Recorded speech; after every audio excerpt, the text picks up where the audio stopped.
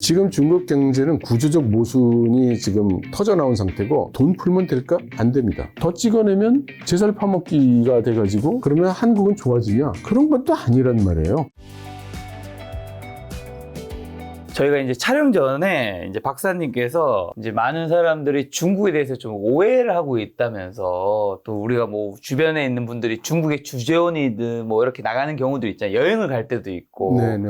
근데 사실 그렇게 이제 좀 살아보고 여행 가고 하다 보니까 내가 좀 중국을 안다고 말할 수도 있잖아요. 네네. 근데 그런 부분에서 좀 오차가 있을 수 있다고요? 중국이 이제 우리 눈에 보여지는 모습이 있고 네. 중국의 안쪽의 모습이 있지 않겠어요? 그리고 우리와는 다른 체제 있지 않습니까? 우리는 정치 체계는 민주 체제고 경제는 사유경제 체제죠. 반면에 중국은 이제 일당 전제 체계고 또 경제 체계는 계획경제와 시장경제, 공유제와 사유제가 혼재되어 있는 그런 체제죠. 근데 그런 데서 오는 차이가 매우 큰데 우리가 여행 다니면서 접하는 모습은 우리가 한국에서 접하는 모습과 기본적으로 크게 다르지 않으니까 우리와 비슷한 모양이다. 그렇게 생각해서 나름대로 해석을 하는 일들이 좀 많은 것 같죠. 그래서 그런 일들을 말씀드리는 겁니다. 그렇죠. 뭐 예를 들면 외국 분들이 한국에 와서 놀러 왔을 때도 서울만 뭐 한 달 정도 보고 갔는데 뭔가 한국을 안다고 말하기는 좀 어려운 부분들이. 하나 예를 들어 드리면요. 좀 생각해 보시면은 한 10년 전만 해도 중국이 우리보다 훨씬 자본주의다. 이런 말씀들을 많이 하셨어요. 근데 요즘은 중국은 완전히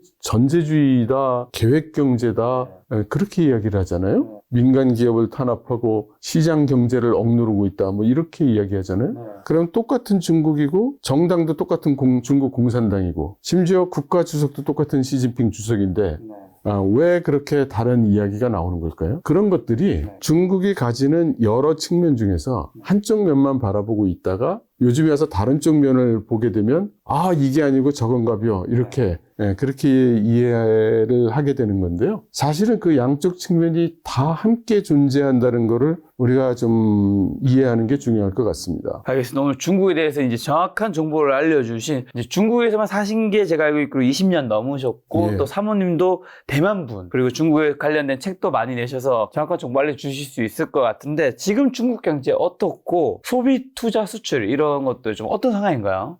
지금 많은 분들이 지적하듯이 모두 지금 좋지가 않습니다. 이렇게 말씀드려야 되네요. 경제 지표가 최근에 들어와서 금년 들어와서 좀 호전되고 있는데 정량적으로 볼 때는 호전되는 건 맞고 정성적으로 볼 때는 안심할 수가 없는 이제 그런 상황이라고 할 수 있고요. 수출은 금년 들어서 많이 개선이 되고 있죠. 숫자로는. 내용은 의문이 있습니다. 부동산으로 대변되는 투자 쪽은 지금 아직 엉망이고요. 그다음에 소비는 지금 아직 일어날 기미가 없죠. 그래서 종합한다면 지금 상황은 매우 안 좋다. 이렇게 이야기할 거예요. 매우 안 좋지만 뭔가 더 밑을 뚫고 가기보다는 그래도 뭔가 바다 근처에서 좀 있는 상태. 어쨌든 안 좋은 건 사실이니까. 만일에 이게 그 최저선까지 온 거냐? 가로 열고 그럼 반등을 기대할 수 있겠네? 가로 닫고. 그렇죠. 이제 이런 질문이라면 이유가 무엇이든지 간에 약간의 반등은 있을 겁니다.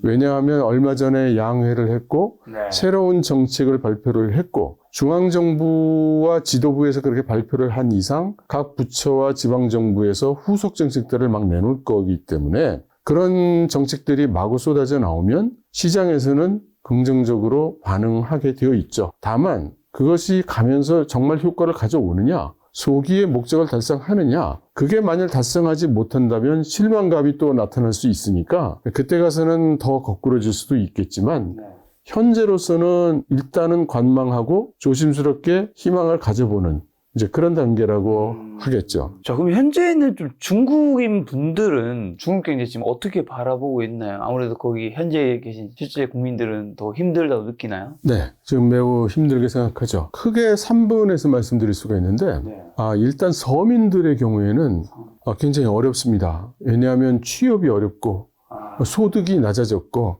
그렇기 때문에 굉장히 좀 어렵게 느끼고 그다음 기업인들 그리고 중산층 같은 경우에는 뭐 견딜만 하고 생활에 큰 타격은 없지만 희망이 잘 보이지 않는 앞으로 잘 될 거라는 확신이 잘 서지 않는 이제 그런 상태라고 볼 수가 있어요. 그런데 이제 제3군 예를 들어서 이제 정부, 공공기관, 또 중국 같은 경우 지역적으로 보면 동부와 남부 지역의 경우에는 수출도 많이 하고 그 민간 경제도 활성화되어 있는 반면에 북부와 서부 지역 같은 경우에는 상대적으로 민간 경제 비중이 조금 적고 이 계획 경제, 공공기관 위주의 경제 규모가 상대적으로 크단 말이죠. 이런 데서는 사실은 그 큰 차이를 좀 못 느끼는 거죠. 그런 차이가 있습니다. 그러면 이제 사실 몇 년 전만 해도 중국이 미국 이길지도 모른다는 이야기 나왔었잖아요. 네네. 언젠가 이대로 가면 이 성장률과 이런 거 보면 따라잡힌다 얘기 나왔었는데 중국 경제 성장이 이토록 낮아지고 발목 붙잡힌 이유는 정확하게 뭐 때문이죠? 두 가지로 볼 수가 있습니다. 외부 요인으로서는 역시 미국이 주도하는 서방의 제재 때문이고요. 패권 전쟁 때문인 거겠죠? 저는 그 패권 전쟁이란 말을 좀 사용하지 않습니다. 중국이 지금 미국의 패권에 도전하고 있느냐면 그런 건 아니거든요. 예, 중국의 목적은 제가 이해하는 것은 타이완을 병합해서 통일 조국을 이루겠다 이것이고 그 꼴은 내가 못 본다라는 게 이제 미국의 입장이다 보니 이제 충돌이 나는 것이지. 중국이 현재 미국을 대상으로 해서 싸워서 이겨서 내가 패권을 가지겠다. 이제 그런 건 아니라고 봐야죠. 나머지 하나는요? 한 가지 내부 요인으로는 지금 갑자기 무슨 이유가 나온 게 아니라 누적되어 온 요인들이 코로나 사태 그리고 무역 전쟁으로 인해서 이제 다 도출이 된 거죠. 예를 들면 지금 이야기 되고 있는 뭐 부동산 문제도 사실은 굉장히 누적되어 왔던 것이고 지방 정부의 재정 문제도 사실 그동안 수십 년 동안 누적되어 왔던 문제거든요. 그런 것들이 그동안에는 잘 통제하고 억눌러 왔는데 이제 그걸 통제하기가 좀 어려워진 그런 상황에 도달을 한 거죠. 중국에서는 제로 코로나 정책을 했었잖아요. 네. 그걸로 중국 시민분들 얼마나 힘들어졌던 거죠? 굉장히 힘들죠. 저만 해도 제가 살고 있는 아파트 단지가 이제 봉쇄돼서 아, 진짜요? 아니 애가 아니라 전국적으로 봉쇄를 했었으니까 전국이 다 그랬던 것이고 중국에서 혹시 어느 쪽에 계시는데? 저는 베이징에 살고 있습니다. 베이징, 예. 그래서 그거를 잘 이해를 못 하시더라고요. 거의 3년 동안 봉쇄가 엄중하게 됐다가 좀 풀리다가 또 봉쇄됐다가 풀리다가 이런 상황이 지속되면서 매일매일 가서 이제 코로나 그 테스트 받고 이런 생활을 했거든요. 그런데 이제 그 한국에 계신 분들은 그걸 실감을 못 해요. 왜냐하면 한국은 아무리 어려워도 제한적이라 하더라도 소상공인들 영업 다 계속 하셨고 맞아. 일상적이고 정상적인 생활에 가까운 생활을 하셨단 말이에요. 근데 저 같은 경우에는 아침에 일어나면 할 일이 없죠. 집을 나갈 수가 없으니까. 네, 그러니까 일정 기간 동안에는 아예 못 나갔고 조금 지나니까 출퇴근들을 하게 했는데 나가보면은 정상적으로 이 가게라든가 기관이라든가 이런 데가 돌아가질 않으니까 나가지 않게 되는 거예요. 나가봐야 뭐 영업하는 데가 별로 없고 그러니까 그런 상태가 3년이 계속됐단 말이죠. 그러니까 어떻게 되냐면은 짜장면집 사장님도 망하고 옷가게 아줌마도 망하고 떡볶이 파는 집도 망하고 떡볶이 파는 집에다가 설탕 배달해 주던 업자도 망하고 이제 이렇게 되는 거예요. 그러니까 이제 지금 현재 상태는 사실 처참하죠. 그래서 이제 코로나가 다 끝난 다음에 다시 이제 비즈니스들을 시작하는데 지금 상황은 유행하는 단어가 다운그레이드예요. 그러니까 사람들이 코로나 전처럼 소비를 할 수가 없어요. 소득이 줄었고 또 소득이 안 줄은 사람들 중에는 이제 집값 폭락 사태를 맞은 경우에 그 경제적 문제가 커졌죠. 그러니까 사람들이 마음 놓고 돈을 쓸 수가 없어요. 그래서 전에는 간짜장을 먹었지만 지금은 짜장면 먹어야 되고 이제 다 소비가 그런 식이 된 거예요. 그러니까 소비가 확 퍼지고 뭐 경제가 뭐 이렇게 되지 않는 거죠. 그런 걸로 인해서 뭐 신용불량자가 엄청 많아졌다고 하는데 어느 정도가 되는 거죠? 신용불량자는 우선 우리의 신용불량자하고 중국의 신용불량자가 좀 경우가 다르다는 걸 이해해야 됩니다. 중국의 신용불량자는 대개 은행으로부터 융자를 받았다가 못 갚으면 발생하는 거예요. 그럼 은행이 돈을 갚아야 되는데 돈을 안 갚아. 이자를 갚아야 되는데 이자를 안 갚아. 그러면 당장 연락이 옵니다. 귀하는 원금 또는 이자를 지불하지 않고 있으므로 모년 모일 모시까지 납부하지 않으면 이제 그 소송에 들어간다. 그래가지고 이제 소송에 들어가는 거예요. 소송에 들어가면 또 은행에서 1차적인 조치로 신용불량 조치를 내려요. 그럼 신용불량이 되면 어떻게 되느냐? 일단 은행 계좌를 사용할 수 없게 됩니다. 그렇죠. 어느 은행이 됐든. 그럼 중국 같은 경우에는 지금 그 온갖 거래가 사실상 그 휴대폰을 이용한, 스마트폰을 이용한 그 스마트폰 결제를 하는데, 스마트폰 결제를 하려면 거기 은행 계좌가 연결이 돼야 돼요. 근데 은행 계좌가 없잖아요. 그러면 길거리 나가서 떡볶이도 못 사 먹어요. 그 다음 비행기 같은 거 못 타요. 고속철 못 타요. 네. 소비성이나 사치성 소비는 당연히 못 하고, 그러니까 기차를 탈 때도 완행 열차만 탈 수 있어요. 그러니까 사실상 중국의 여건을 볼 때는 정상적인 생활이 불가능해진다. 그런데 그런 사람들이 지금 한 800만 넘게 지금 나와 있다고 하는데 계속 늘어나는 추세죠. 그럼 이 사람들은 어떻게 살아야 되느냐? 그야말로 그 최소한의 소비만 해가면서 살아야 되는 거예요. 네. 그리고 중국 같은 경우에는 개인 파산 제도가 없기 때문에 죽을 때까지 이제 시달려야 되죠. 왜 없어요? 한국은 있잖아요. 개인 파산, 개인 회생. 한국도 생긴 지 얼마 안 됐어요. 그래서 중국도 그 개인 파산 제도를 시험하고 있습니다. 그 남방의 한 지역에서, 한 도시에서 시범적으로 지금 하고 있는데 아직 전국적으로는 하지 않고 있죠. 그게 아마 그 전국적으로 시행이 되려면 상당 기간이 있어야 될 겁니다. 자, 그러면 이제 말씀하신 신용 불량자가 800만 명 정도 되면 뭐 그분들도 당연히 힘들지만 그분들이 어딘가로부터 돈을 빌린 거니까 네. 당연히 그 대표적인 은행도 힘들어질 것 같은데 중국의 은행들은 좀 어떤가요? 중국의 은행들은 힘들죠. 근데 중국의 은행들이 힘들다는 게 옛날부터 힘들었어요. 그러니까 오늘 갑자기 힘들어진 게 아니고 옛날부터 힘들었는데 코로나 사태로 또 그리고 부동산 사태로 인해서 갑자기 더 힘들어진 이제 그런 상황에 이제 와 있는 거죠. 그러면 아까 말씀해 주신 중국 부동산 기업 파산 이슈도 있었잖아요. 지금은 좀 괜찮아진 건가요? 아니요. 그 중국 부동산 기업의 파산도 대개 이제 헝다 에버그란데라든가 최근에선 비그윈이라든가 왕커 이런 데들이 도산을 할 것 같다는 얘기가 나오니까 아이고 큰일 났구나. 역시 부동산 위기가 왔구나.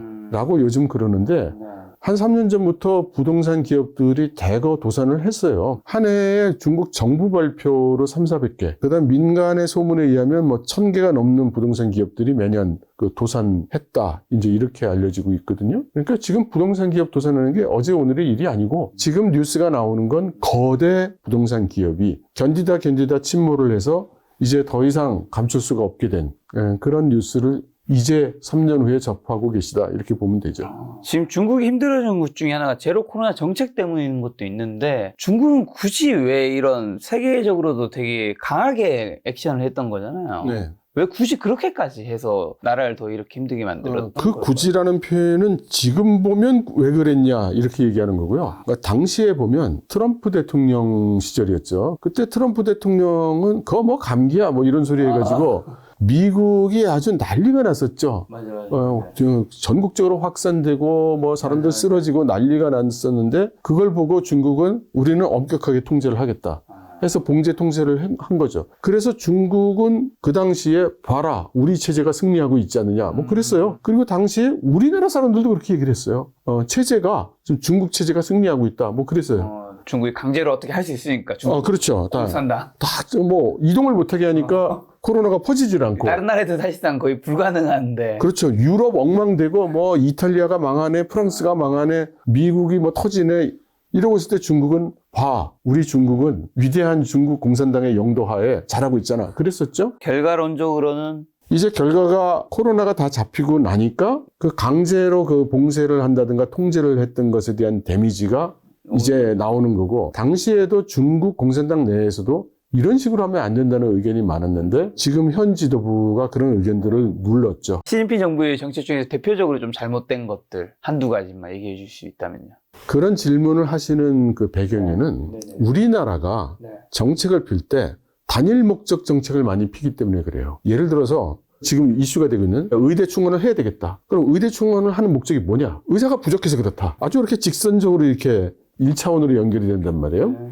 근데 중국 같은 경우에 그 중국의 정책이라는 거는 하나의 정책이 그 영향을 미치는 경제적, 사회적, 문화적, 정치적, 그리고 지방 격차, 그리고 산업 정책을 다 고려해서 이렇게 종합적으로 하는 거란 말이에요. 그러니까 지금 질문처럼 그 정책 잘못했습니까? Yes와 No 이런 거는 우리나라처럼 1차원적인 정책을 피는 데서 가능한 질문이고 이 정책으로 해서 각 분야의 이런저런 영향을 주도록 하고 이 정책을 서포트하거나 상호 영향을 주는 정책이 또 여러 개 존재하고 이제 이런 식으로 정책을 피는 체계가 중국이기 때문에 그거 잘못됐잖아. 이런 식으로 지적하기가 좀 어려운 거죠. 그러면 공동부유 정책은요? 그 공동부유도 그 시진핑 주석이 강조를 하니까 뭐 갑자기 시진핑이 공동부유를 부르짖어서 공산당으로 돌아가서 뭐 옛날 마오쩌둥 시대로 돌아가 문화대혁명 이렇게들 막 얘기를 하는데 공동부유라는 개념 자체는 중국 공산당이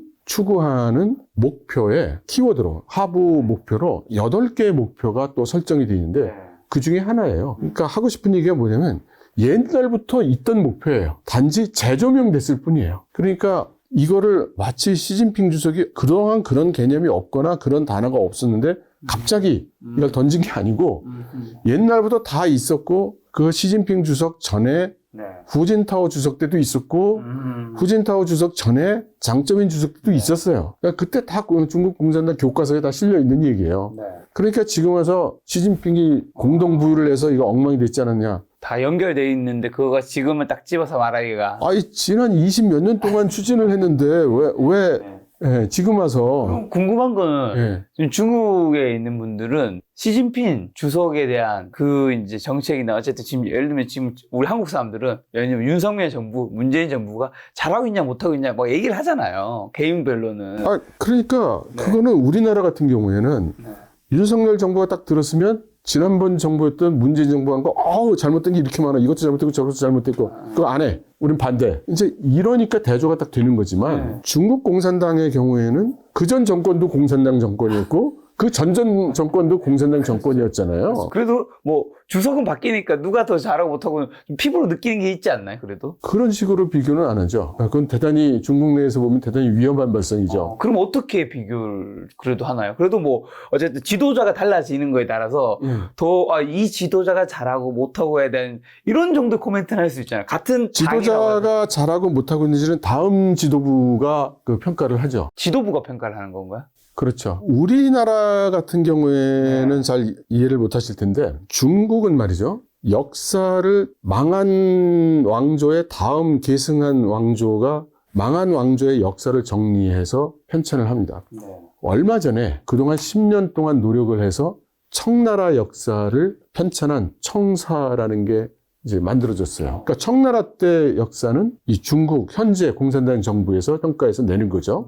우리나라 같은 경우에 조선사라는 걸 만들었을까요? 안 만들었어요. 우리 조선 역사 없어요. 조선 왕족실록이라든가 이런 거. 그건 조선 왕조가 자기네들 일을 그 당시에 기록한 거고. 네네네. 조선의 역사를 평가해서 조선이 이러한 역사 해서 저술한 역사서가 없죠. 근데 가장 큰 이유가 남북한으로 갈려져 있어서 그래요. 그러니까 남쪽의 시각과 북쪽의 시각이 다르니까 이것이 이제 그런 이유가 되고 있는데 중국 같은 경우에는 이제 청나라가 끝났잖아요. 이미 거의 뭐 80년 지나가고 있으니까 청나라 때 역사를 이제 편찬을 했는데 그게 이번에 통과를 못했어요. 심의를. 왜요? 역사적 사건에 대한 해석과 평가가 각각 다르지 않겠습니까? 그러니까 그게 역사가들은 수백 년, 수천 년을 흘러가는 역사 속의 시각에서 이제 평가를 할 거잖아요.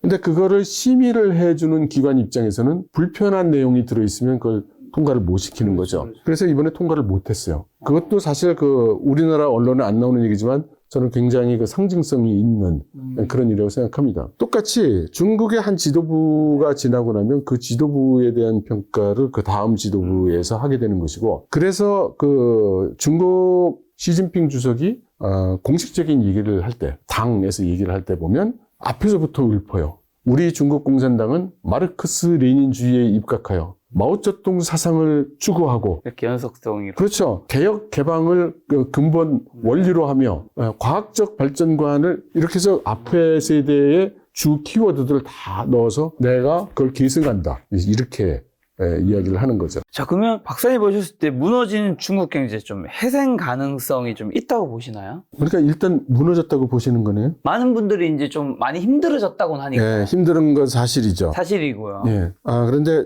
좋아 회복이 되겠냐? 그거는 지금 정말 단언할 수 없을 것 같습니다. 아무도 모를 것 같아요. 근데 제가 관찰하는 결과로는 현재의 중국 경제가 매우 어렵다고 보는 것의 그 의미는 지금 당장 숫자가 나쁘다 나쁘다라는 것도 분명히 있습니다. 제가 볼 때는 그게 한 30%. 그런데 그거보다는 이 구조적 문제를 해결할 길이 잘 안 보인다는 거에 따른 불안감과 미래에 잘 풀릴 것 같지 않다는 그런 불확실성, 이게 한 70% 정도 되는 것 같아요. 구조적 문제와 미래 불확실성. 네, 그래서 사람들이 뭐 지금도 중국은 문제 없다 이렇게 떠드는 사람도 있고 중국은 이제 끝났어 이렇게 얘기하는 사람도 있고 근데 전에는 이런 사람들의 비율이 높았죠. 네. 그래서 대부분 이 양쪽을 보면은 뭐 대부분 잘 된다는 쪽으로 얘기를 하는구나 뭐 이런 식으로 우리가 그 판단할 수 있었는데 지금 상황은 모르겠어 뭔가 이거 뭐 잘 모르겠어가 한 80, 90% 되고 망했다느니 뭐 아직 문제 없다느니가 뭐 각각 한 5% 정도나 될까 네. 뭐 이런 상황인 것 같습니다. 그럼 중국 정부에서 좀 돈을 풀면 이런 문제들이 좀 해결될 수 있는 가능성은 없나요? 그런 가능성은 별로 없죠. 지금 돈을 풀어서 될 일 같았으면 벌써 풀었죠. 네. 지금도 사실 풀고 있기도 하고. 네. 근데 지금 이런 질문을 하는 분들의 대부분의 그 질문의 동기는 중국 정부 좀 화끈하게 돈 팍 풀고 말이야. 주가 빡 올리고 말이지. 뭐 팍 해서, 그래서 내가 산 주가 오르고 말이지. 이제 이런 의도에서 이제 그렇게 묻는데요.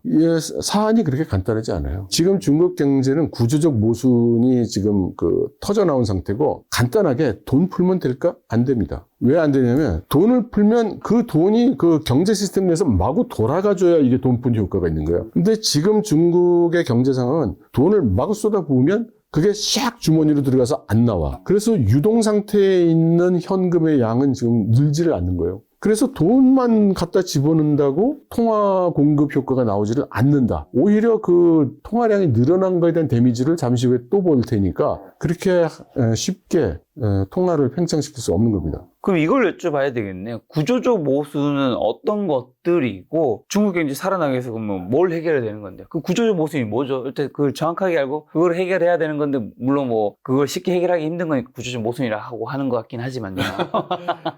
그러니까 네. 그냥 쉽게 표현하면 중국이 과거에 경제 발전을 해온 모습은 아주 간략화해서 얘기를 하면 더 많이 파는 거예요. 내수가 됐든 수출이 됐든 더 많이 파는 거예요. 그리고 더 많이 팔아서 돈을 더 많이 버는 거죠. 그러니까 돈을 더 많이 벌면 그거 가지고 또 투자를 하고요. 이렇게 해서 경제 성장을 해온 거잖아요. 근데 지금은 팔 데가 없어요.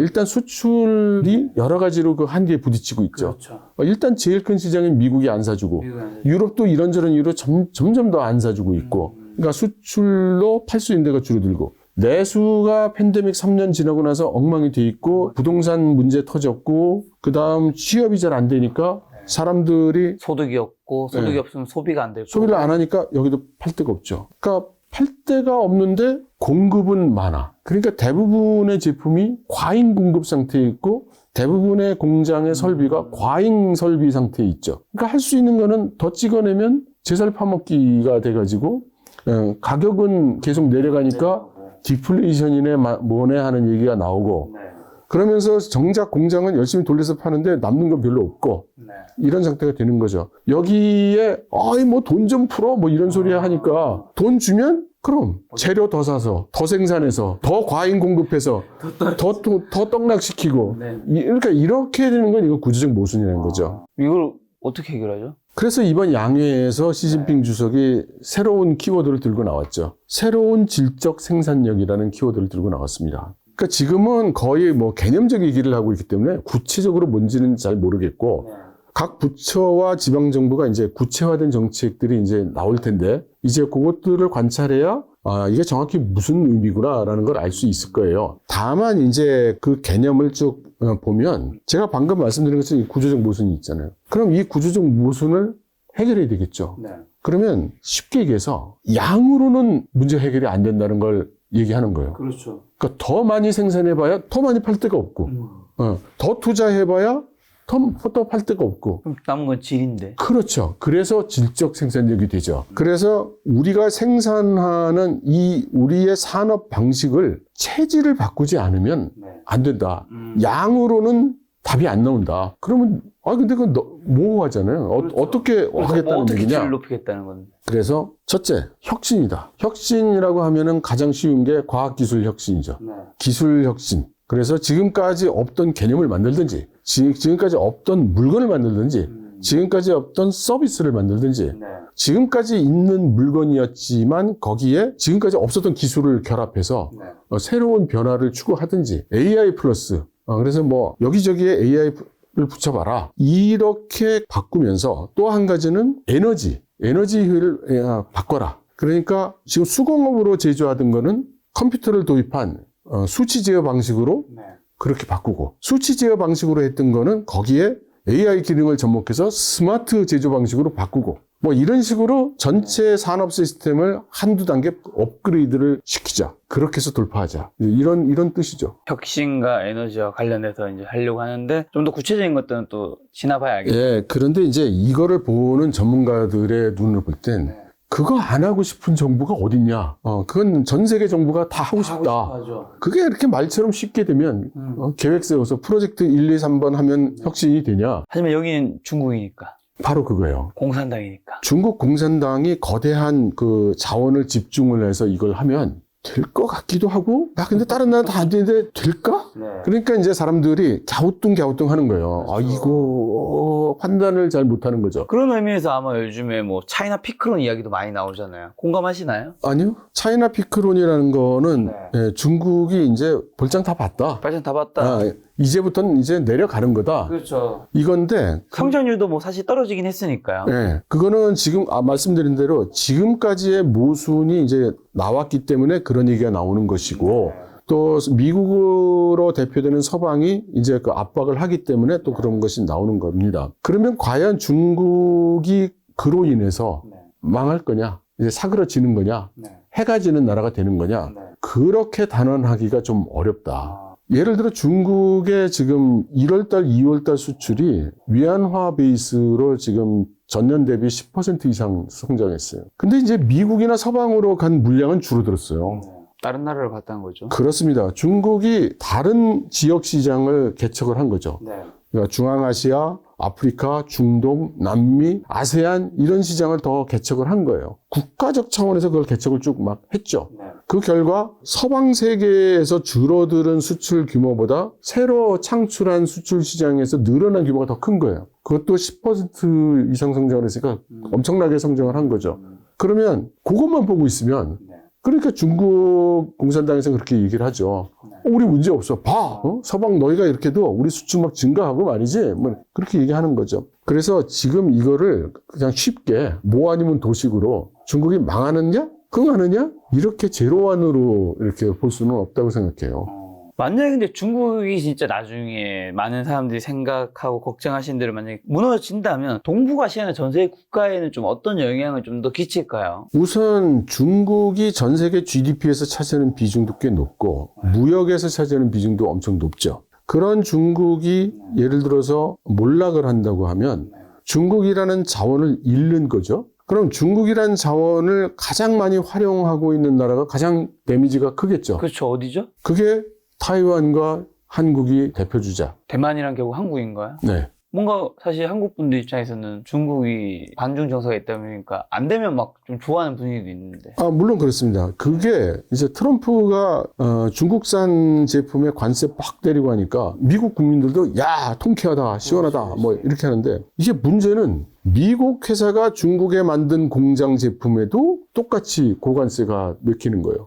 한국 기업이 중국에 공장 만들어서 생산한 제품에도 고관세를 때리는 거예요. 그런데 과연 중국에서 미국으로 수출한 제품 중에 외국 기업 제품이 아니고 순수한 중국 기업 제품 비중이 얼마나 되냐 따져보신 적이 있어요? 아니요, 그거까지 안 따져봤는데요. 고부가가치 제품은 전부 외국 기업이 하는 거예요. 그러니까 상대적으로 데미지가 큰 게 외국 기업이야. 그 중에서도 서방 기업이야. 그 중에서도 미국 기업이야. 그래서 미국의 유통업체들이 단결해가지고 미국 정부 고소했어요. 아니 난 데미지가 크다. 아니 중국 기업을 제재하면 내가 모르겠는데 우린 미국 기업인데 왜 우리 제품에 고관세 매겨가지고 나는 그래서 결과적으로 전에는 메이드 인 베트남 제품보다 경쟁력이 있었는데 지금 나한테 관세 때려가지고 나는 지금 베트남 기업한테 져가지고 미국 시장을 잃고 있다. 이게 네가 원하는 거냐? 지금 제대로 하는 거 맞아? 뭐 이렇게 해서 고소도 하고 그랬단 말이에요. 그러니까 너무 단순화시켜서 중국의 관세를 때리면 중국이 피해 보는구나. 예, 중국이 피해 봅니다. 왜냐하면은 중국이 그렇게 관세를 때리면 외국 기업이든 한국 기업이든 일본 기업이든 중국 기업이든 수출이 어려워지니까 그러면 세금도 적게 내게 되고 거기서 막 철수에 나오면 중국이 어려워지니까 어렵죠. 그렇게 돼서 그러면 한국은 좋아지냐? 그런 건 또 아니란 말이에요. 그래서 저는 너무 그렇게 단순화시켜가지고 생각하지 않아 주셨으면 좋겠어요. 좀 더 그럼 나아가서 한국은 어떤 문제들이 더 생기는 거죠? 당연히 수출이 안 좋아지는 건 뭐 당연한 걸 거고요. 네. 그러니까 시장이라는 건 두 개의 기능이 있죠. 나한테 필요한 물건을 거기서 사올 수가 있고 또 내 물건을 거기다 팔 수가 있죠. 우리는 중국에 파는 물량이 상당히 되지만 많은 사람들이 이야기하고 있는 것처럼 혐한 영인이 뭐 이게 원인이 됐는지 모르지만 최종 소비자 제품은 지금 별로 못 팔고 있어요. 그러나 지금 그 중간 제품, 부품 이런 거는 많이 팔고 있단 말이에요. 그럼 중국의 경제가 떡락을 하면 당연히 그런 것들 안 사가겠죠. 우리나라한테 반도체를 엄청나게 사가거든요, 중국이. 중국이 외국에서 석유 사오는 것보다 반도체 사오는데 돈을 더 써요. 그러니까 거기에 우리 상당 부분이 우리 기업들 물량인데 이제 그런 거 안 사게 되는 거죠. 뭐 반도체 안 팔리면 우리나라 경제가 어려워진다면서요? 어려워지죠. 그러니까 당연히 어려워지죠. 그러면 이제 말씀하신 대로 중국에 있는 해외 기업들도 중국에서 막 빠져나가려고 하겠네요. 많이 빠져나갔죠, 지금. 이미 많이 빠져나가고. 예. 지금 중국 각처에서 도대체 외국인을 거리에서 볼 수가 없다. 이런 말들이 많이 나오고 있어요. 요즘에 저는 한국에서 마포구 공덕동 쪽인데 사실은 뭐 외국인들이 많이 오는 동네는 아니잖아요. 네, 뭐 네. 홍대 좀 더 가야 네. 되고 아니면 뭐 명동 예. 막 이런 데인데 동네에 외국인들이 너무 많아요. 너무 많은 게 아니라 아직도 적은 거예요. 아시죠? 저 점점 많아지는 게 막 느껴지거든요. 그러니까 서방 국가에서 어떤 도시가 이게 국제적인 도시가 됐다.